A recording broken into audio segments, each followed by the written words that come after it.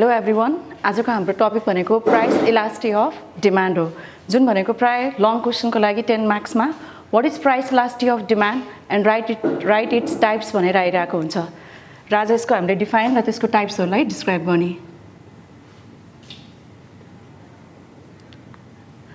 Price elasticity of demand ल यसलाई short फर्ममा हामीले ईपी भनेर यसलाई डिनोट गरिन्छ प्राइस इलास्टिसिटी अफ डिमान्ड भनेको the percentage change in the quantity demand due to the percentage change in the price of goods and services भन्नाले कुनै पनि सामानको प्राइसमा भएको चेन्जले गर्दाखेरि त्यसले के गर्छ डिमान्डमा पनि चेन्ज लिएर आउँछ र हामीले यो भन्दा पहिला पढेकोमा ल अफ डिमान्ड भनेर पढिसकेका थियौं ल अफ डिमान्डले when the price of the goods of services change due to its effect the quantity demand also change भनेर भनिन्छ त्यसमा प्राइस बढ्दा डिमान्ड घट्छ प्राइस घट्यो भने डिमान्ड बढ्छ तर त्यसमा how much quantity demand will be change भनेर डिस्क्राइब गरेको हुँदैन so the price elasticity of डिमान्डले हामीलाई के भन्छ भन्दा how much quantity demand will be change when the price of the goods and services will be change भन्ने कुरालाई यसले डिस्क्राइब गर्छ त्यही भएर यसको डेफिनेसन हामीले भन्दाखेरि percentage change in quantity demand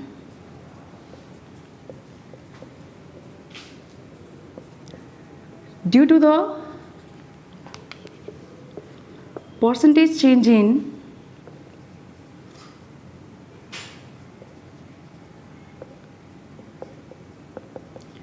price of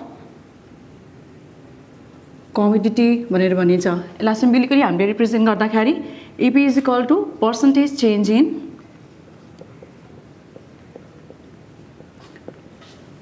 quantity demanded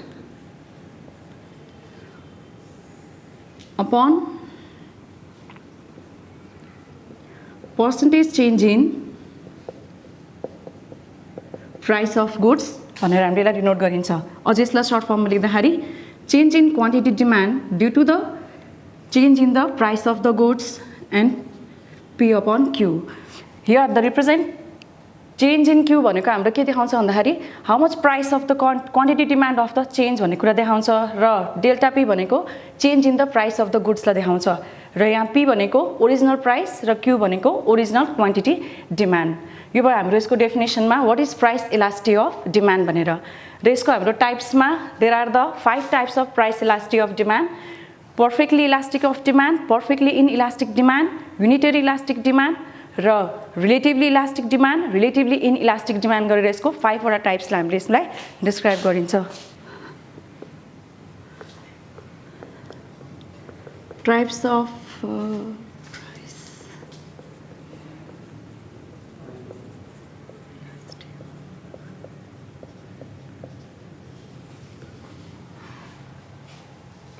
the types of price elasticity of demand यसमा हाम्रो 5 वटा टाइप्स हुन्छ perfectly elastic demand it means price elasticity भनेको infinitive लाई रिप्रेजेन्ट गर्छ the next one perfectly inelastic demand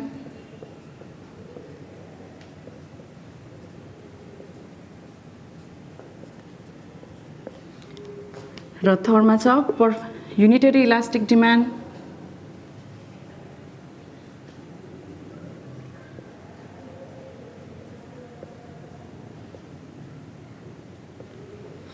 र fourth one भनेको relatively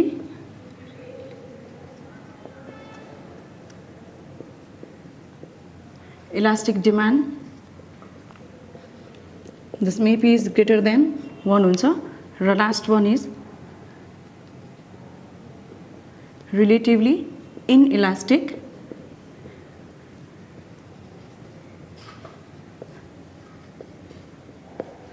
demand ल यसमा हामीले वन बाइ वन यसलाई डिफाइन गरौँ the first one is perfectly elastic demand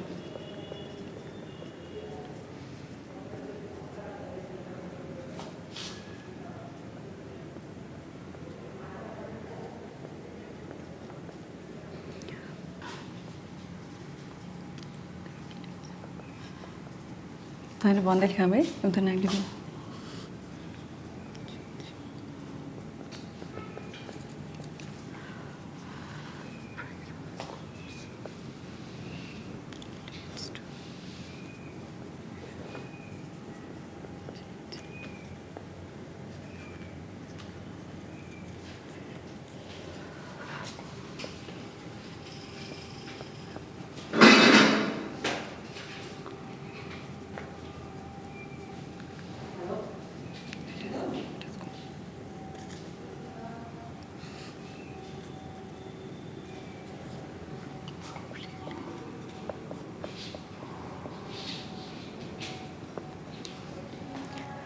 सुरु गर्ने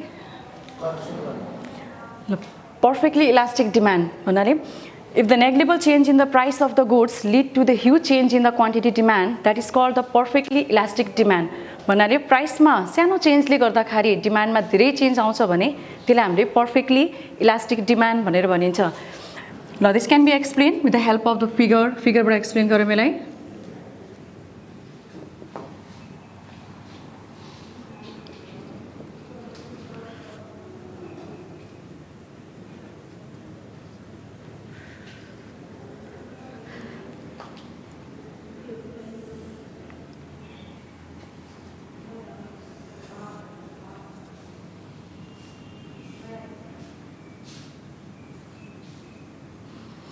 In the given figure, y-axis represents the price of goods, x-axis represents the quantity demand. Here the price of the goods OP remain constant and the quantity demand of the goods increase from OQ to OQ1. यसमा अब OP price हुँदाखेरि quantity demand सुरुमा OQ थियो, त्यसपछि प्राइसमा a negligible very small change, थोरै change हुने बित्तिकै क्वान्टिटी डिमान्ड बढेर OQ देखि OQ1 मा गएर धेरै चेन्ज लिएर आछ भने त्यसलाई हामीले पर्फेक्टली इनइलास्टिक डिमान्ड भनिन्छ. फर एक्जाम्पल जस्तो कुनै एउटा सामानको प्राइस 10 रुपीस थियो, त्यो बेलामा उसले क्वान्टिटी डिमान्ड भनेको 10 केजी उसले गरिरहेको थियो. भनौँ प्राइसमा अब चेन्ज भएर 10.5 पैसा हुने बित्तिकै क्वान्टिटी डिमान्ड उसले के गर्छ, प्राइस बढ्ने बित्तिकै डिमान्ड घट्छ भनेपछि उसले धेरै चेन्ज भनेपछि उसले धेरै नै घटाएर 5 केजीमा गयो भने त्यसलाई हामीले भनिन्छ पर्फेक्टली इलास्टिक डिमान्ड. भनेपछि प्राइसमा थोरै चेन्ज हुँदाखेरि क्वान्टिटी डिमान्डमा अ ह्युज चेन्ज लिएर आउने. The next one is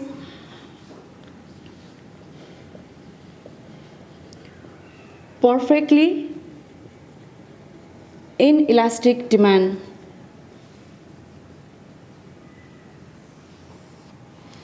Perfectly inelastic demand भनेको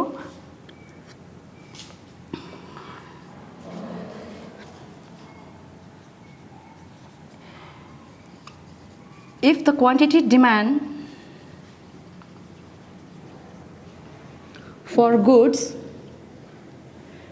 does not change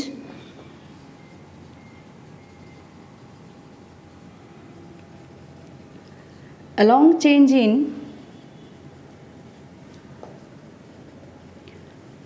price of goods,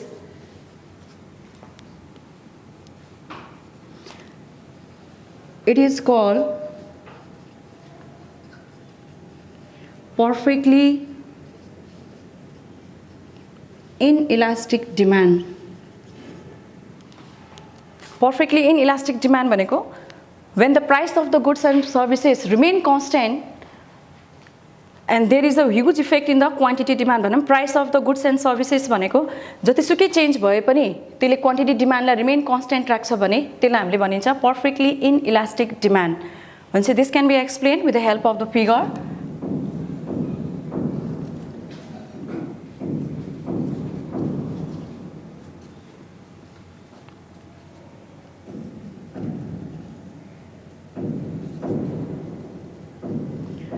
Y-axis represent the price and x-axis represent the quantity demand.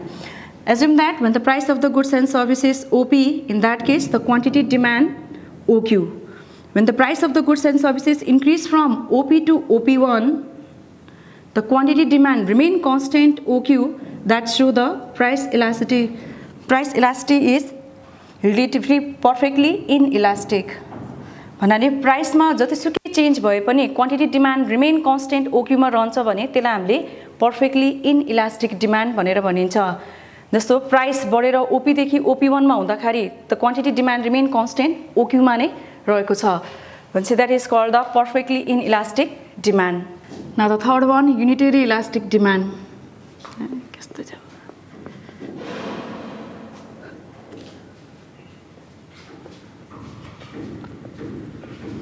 unitary elastic demand भन्नाले if the percentage change in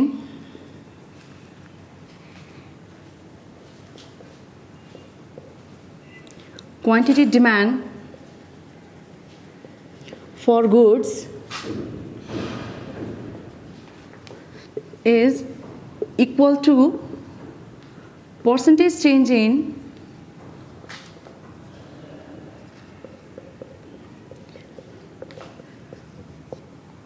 price of goods, it is known as unitary elastic demand.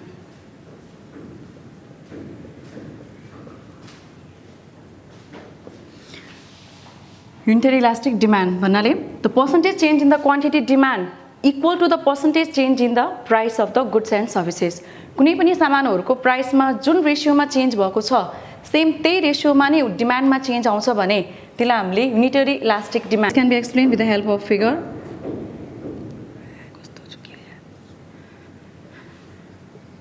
Y-axis represents the price of the goods and services. The O-axis represents the quantity demanded देखाउँछ. Assume that when the price of the goods and services is OP, then the quantity demand for goods is OQ. OP price हुँदाखेरि OQ quantity demand भएको थियो. मानौं price बढेर OP देखि OP1 मा जाँदाखेरि the quantity demand भनेको same त्यही रेशियोमा नै उले के गर्छ डिक्रिज गराएर OQ1 हुन्छ. प्राइस बढ्ने रेशियो र क्वान्टिटी डिक्रिज हुने रेशियो एउटै हुन्छ भने that is called the unitary elastic demand भनेर भनिन्छ. यसमा भनेको change in price equal to the change in quantity demand, that is represent the price elasticity is unitary elasticity भनेर भनेपछि यसमा 10% प्राइसमा इन्क्रिमेन्ट भयो भने क्वान्टिटी डिमान्ड पनि उले के गर्छ 10% ले नै घटाउँछ भने त्यसलाई हामीले युनिटरी इलास्टिक अफ डिमान्ड भनिन्छ, जसमा दुईटैको चेन्ज हुने रेशियो एउटै हुन्छ. The next one is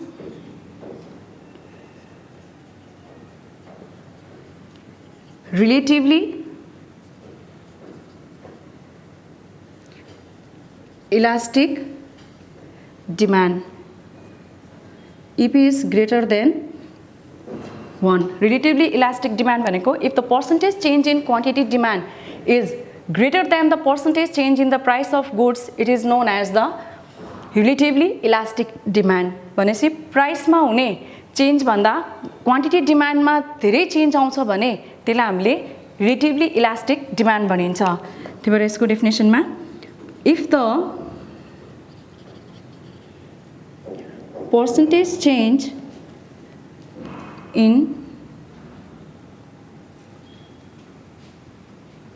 quantity demand for goods is greater than the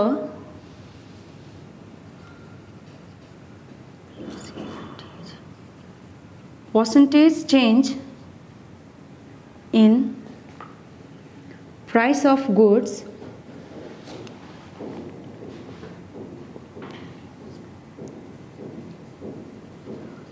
it is known as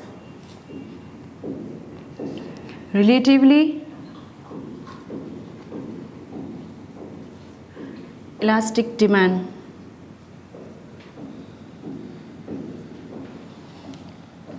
यसो भनेको हाम्रो प्राइसमा 10% बढ्ने बित्तिकै क्वान्टिटी डिमान्ड भनेको उले 10 भन्दा बढी पर्सेन्ट 20% ले घटाउँछ भने त्यसले हामीलाई के देखाउँछ रिलेटिभली इलास्टिक डिमान्ड. प्राइसमा थोरै चेन्ज हुँदाखेरि क्वान्टिटी डिमान्डमा एउटा ह्युज चेन्ज भनेको उले धेरै पर्सेन्टले इन्क्रिज या डिक्रिज गर्छ भने that is called the relatively elastic demand.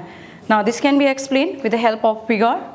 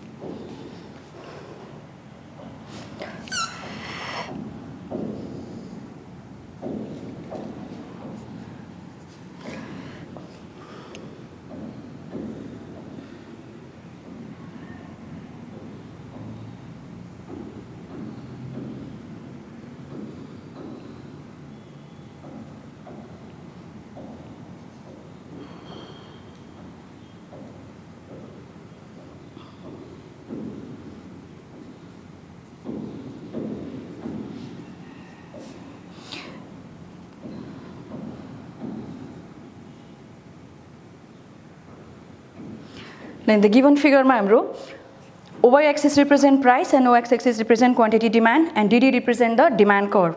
When the price of the goods and services increase from OP to OP1, the quantity demand decrease from OQ1 to OQ. In the given figure, the change in the price is greater than the change in quantity demand. Price ma bhako change भन्दा quantity demand को change के छ धेरै नै छ किनभने price मा थोरै change हुँदाखेरि क्वान्टिटी डिमान्डमा के भयो धेरै चेन्ज गरेको छ भनेपछि प्राइस बढेर ओपी देखि ओपी1 मा हुँदाखेरि उले क्वान्टिटी डिमान्ड के गर्यो धेरै नै घटाएर ओक्यू देखि ओक्यू मा गएको छ भनेपछि उले प्राइसमा थोरै बढ्ने बित्तिकै एउटा कन्ज्युमरले उसको डिमान्डलाई के गर्यो धेरै नै उले घटाएको छ that is to the relatively elastic demand relatively inelastic demand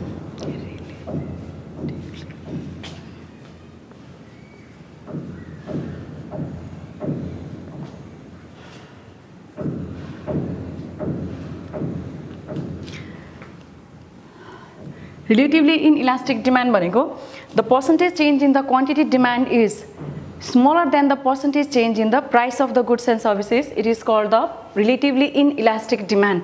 भन्नाले प्राइसमा थोरै चेन्ज हुँदाखेरि भन्दा डिमान्डमा झन् थोरै चेन्ज आउँछ भने त्यसलाई हामीले relatively inelastic demand भनिन्छ भनेपछि यसको डेफिनेसनमा if the percentage change in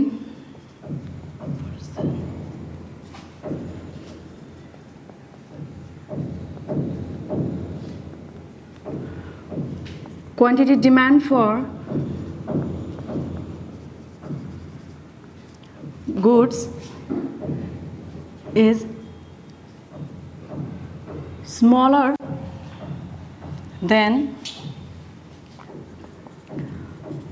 percentage change in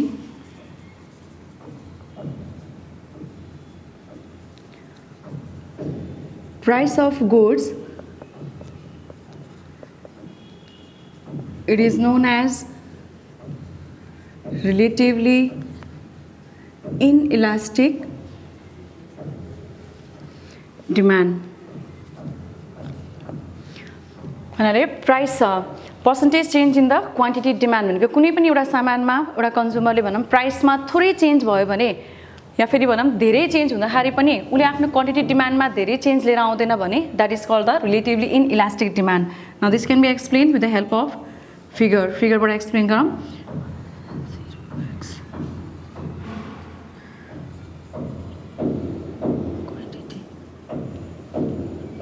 demanded Y एक्सिसमा हामीले प्राइसलाई रिप्रेजेन्ट गरौँ, ओएक्स एक्सिसमा क्वान्टिटी डिमान्डलाई. र यसको फिगरमा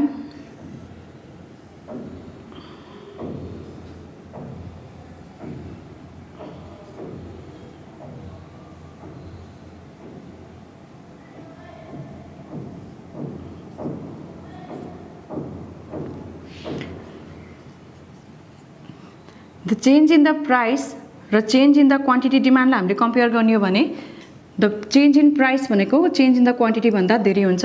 प्राइस भनेको स्टार्टिङमा when the price of the goods and services OP हुँदाखेरि द क्वान्टिटी डिमान्ड भनेको ओक्यू1 थियो. The price is increase from OP to ओपी1 मा हुने बित्तिकै उसले आफ्नो क्वान्टिटी डिमान्डलाई के गर्यो डिक्रिज गर्यो ओक्यू1 टु ओक्यूमा. तर यहाँतिर प्राइस धेरै बढेको छ र क्वान्टिटी डिमान्ड के गर्यो उसले थोरै चेन्ज गरेछ. सो रिलेटिभली इनइलास्टिक डिमान्ड भनेको प्राइसमा थोरै धेरै चेन्ज हुँदाखेरि एउटा कन्ज्युमरले आफ्नो डिमान्डमा थोरै मात्रै चेन्ज गर्छ भने त्यसलाई हामीले रिलेटिभली इनइलास्टिक डिमान्ड भनिन्छ. फर इक्जाम्पल प्राइस बढ्दाखेरि भनौँ 10%ले प्राइस बढ्यो भने उसले आफ्नो क्वान्टिटी डिमान्ड घटाउँछ तर 10% को हिसाबले उसले घटाउँदैन. उसले मात्र भनेको 9% मात्रै उसले घटायो, थोरै मात्रै उसले डिक्रिज गर्यो भने त्यसलाई हामीले रिलेटिभली इनइलास्टिक डिमान्ड भनिन्छ. यति नै हो हाम्रो what is price elasticity of demand and its टाइप्समा भनेको हाम्रो 5वटा यसको टाइप्स र यसको डेफिनेसन. इन्कम इलास्टिसिटी अफ डिमान्ड हाम्रो नेक्स्ट टपिक भनेको इन्कम इलास्टिसिटी डिमान्ड. एक्जाममा धेरै जस्तो यो 5 मार्क्समा what is income elasticity of demand and its types भनेर सोधिरहेको हुन्छ. इन्कम इलास्टिसिटी डिमान्डमा हामीले यसको डेफिनेसन र यसको 3वटा टाइप्सलाई हामीले डिस्क्राइब गर्छौँ. इन्कम इलास्टिसिटी अफ डिमान्ड भनेको the percentage change in the quantity demand for the goods and services due to the percentage change in the income of the consumer, that is called the income elasticity of demand. It means quantity demand मा change हुन्छ त्यो केले change गर्दाखेरि कुनै पनि कन्ज्युमरहरुको इन्कममा भएको चेन्जले गर्दा भन्दाखेरि त्यसलाई हामीले इन्कम इलास्टिसिटी अफ डिमान्ड भनिन्छ. र यसको डेफिनेसन लेख्दाखेरि percentage change in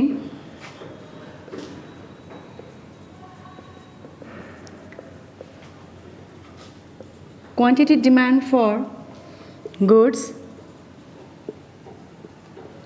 due to the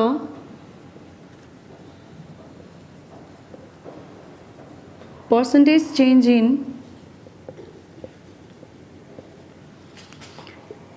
income of consumer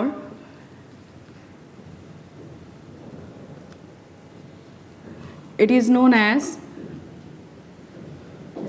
income elasticity of demand.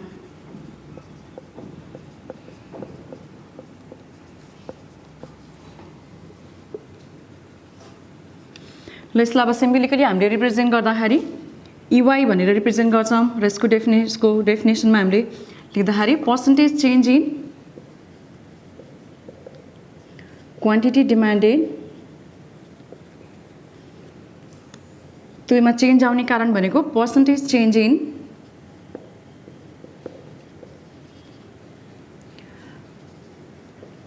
Income of consumer हो र जस्तो सर्ट फर्ममा हामीले लेख्दाखेरि EY is equal to quantity demand the percentage change in income of consumer र Y र Q।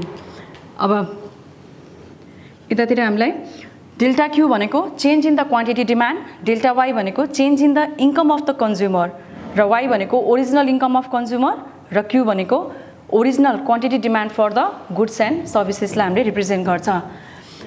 भनेपछि income elasticity of डिमान्डले हाम्रो कुनै पनि कन्ज्युमरको इन्कममा भएको चेन्जले गर्दाखेरि उसले आफ्नो क्वान्टिटी डिमान्डलाई के गर्छ बढाउने या घटाउने गरिरहेको हुन्छ। अब त्यसको हामीले कस्तो चेन्जेस लिएर आउँछ भन्ने कुरा यसको types of income elasticity of डिमान्डमा हामीले पढ्छौँ। There are the 3 types of the income elasticity of demand. Types of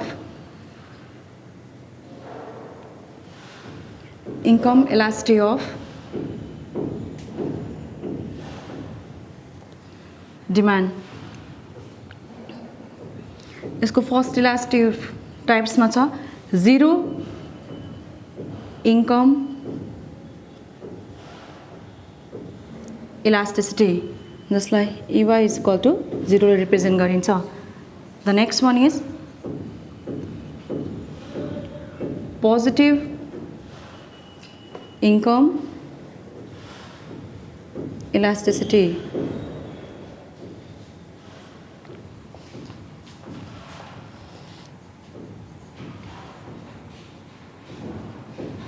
र लास्ट वानमा छ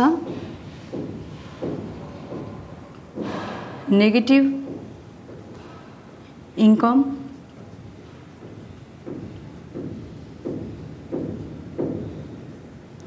इलास्टिसिटी। र यसको तीनटा हामीले डिफाइन गर्दाखेरि द फर्स्ट वान भनेको हाम्रो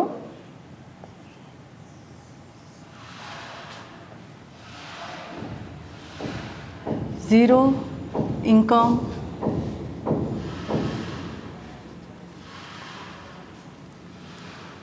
elasticity. Zero income elasticity भन्नाले if the percentage change in the quantity demand does not change along with the change in the income of the consumer, that is called the zero income elasticity of demand। भनेको कन्ज्युमरको इन्कममा जतिसुकै change भए पनि quantity demand भनेको remain constant रहन्छ भने त्यसलाई हामीले zero income elasticity of demand भनिन्छ। कुनै एउटा कन्ज्युमरले price income of the consumer उसको 10,000 देखि 20,000 30,000 40,000 जतिसुकै भए पनि उसको डिमान्ड भनेको कुनै पनि चेन्ज आउँदैन। उसले एउटा कुनै सामानलाई कन्स्टेन्ट राख्छ भने बेसिकली हामीले यो खाले टाइप्स भनेको बेसिक गुड्सहरुमा पाउँछौँ। किनभने कन्ज्युमरको इन्कम बढेर 10,000 20,000 हुने बित्तिकै उसले बेसिक गुड्सहरुको डिमान्डलाई उसले के गर्दैन बढाउँदैन, त्यो रिमेन कन्स्टेन्टमा नै रहिरहन्छ। त्यही भएर यसको डेफिनेसन लेख्दाखेरि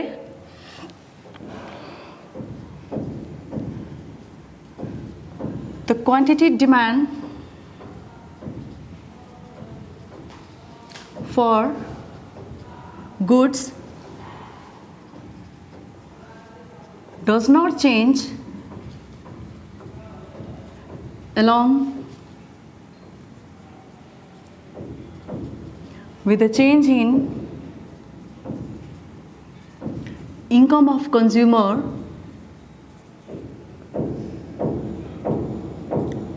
it is known as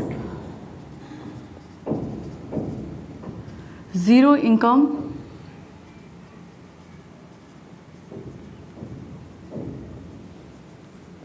elasticity. Now this can be explained with the help of figure.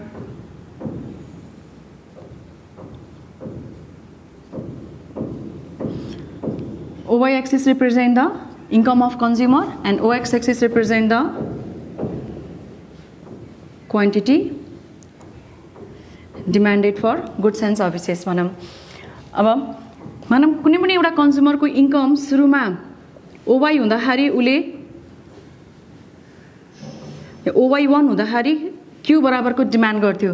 अब कन्ज्युमरको इन्कम बढेर OY देखि OY2 OY3 हुँदाखेरि पनि the quantity demand remain constant ओक्युमा नै रहन्छ भने त्यसलाई हामीले भनिन्छ जिरो इन्कम इलास्टिसिटी. यसमा भनेको इन्कममा जतिसुकै इन्क्रिज अर डिक्रिज हुँदाखेरि पनि क्वान्टिटी डिमान्ड रिमेन कन्स्टेन्ट ओक्युमा नै रहन्छ. The next one is positive income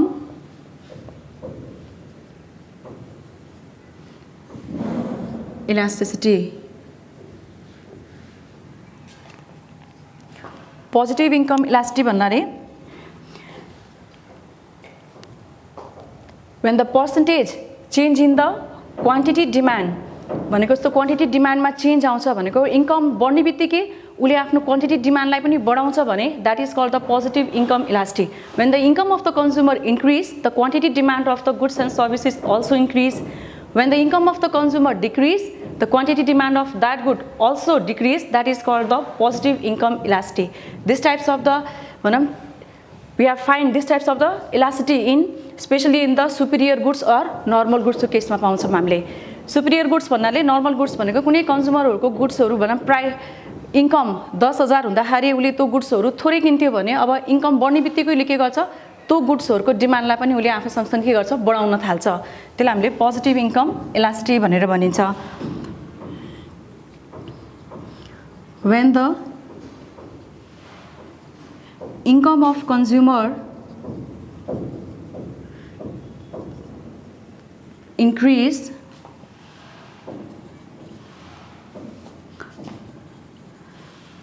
the quantity demand for superior या फिर यसलाई normal goods पनि भनिन्छ. normal goods also increase and vice versa. Income बढ्दाखेरि क्वान्टिटी डिमान्ड पनि बढ्छ, इन्कम घट्दाखेरि क्वान्टिटी डिमान्ड पनि घट्छ भने त्यसलाई हामीले पोजिटिभ इन्कम इलास्टिसिटी भनिन्छ. एन्ड हियर द इन्कम र सुपिरियर गुड्सको डिमान्डमा जहिले पनि इन्भर्स रिलेसनशिप रहन्छ. Now this can be explain with the help of the figure.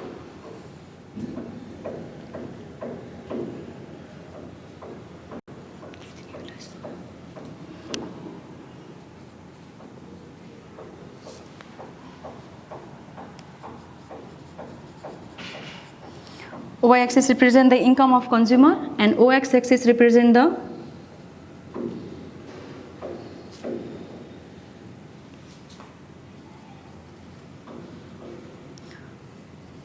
quantity demand for superior goods भनेर भनौँ. assume that when the income of the consumer OY1 हुँदाखेरि उले त्यो बेलामा डिमान्ड भनेको OQ1 क्वान्टिटी गरिरहेको हुन्छ.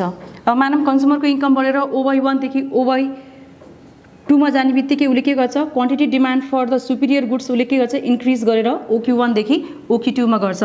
So demand curve is positively upward sloping.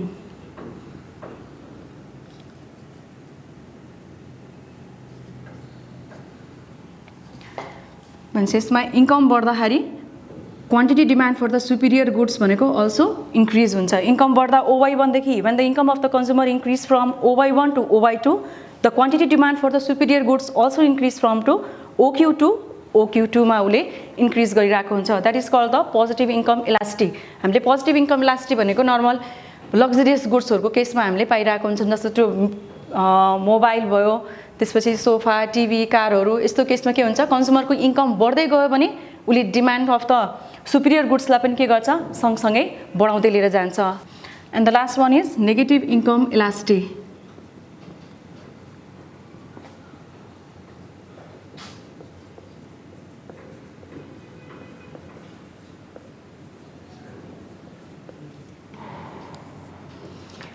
Negative income elasticity भनेको when the income of the consumer increase, the quantity demand for the inferior goods decrease, and when the income of the consumer decrease, the quantity demand for the inferior goods will be increased, and there is the inverse relationship between the income and the inferior goods को quantity demand.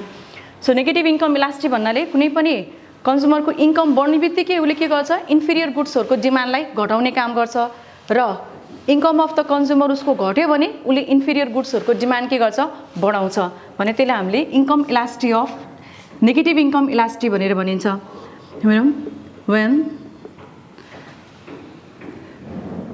the income of consumer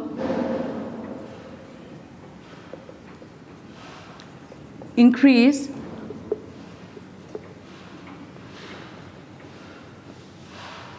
the quantity demand for inferior goods will decrease and vice versa. Explain with the help of figure. OY axis represent the income of consumer and OX axis represent the quantity demand for inferior goods. As in that, when the income of the consumer is OY1, in that case, OQ1 is the quantity demand for the inferior goods. When the income of the consumer increase from OY1 to OY2, the quantity demand for the inferior goods decrease from OQ to OQ1. That shows the negative income elasticity of the demand. शेषमा EY भनेको less than 0 हुन्छ कुनै पनि कन्ज्युमरको income OY1 देखि OY2 मा जाँदाखेरि उले के गर्छ इन्फिरियर गुड्सहरुको डिमान्ड OQ1 देखि घटाएर OQ मा ल्याउँछ किनभने इन्कम बढ्ने बित्तिकै उले के गर्छ इन्फिरियर गुड्स त धेरै नकिनिकिन सुपिरियर गुड्स तिर गइराको हुन्छ so there is the negative relation between the income and quantity demand for the inferior goods thank you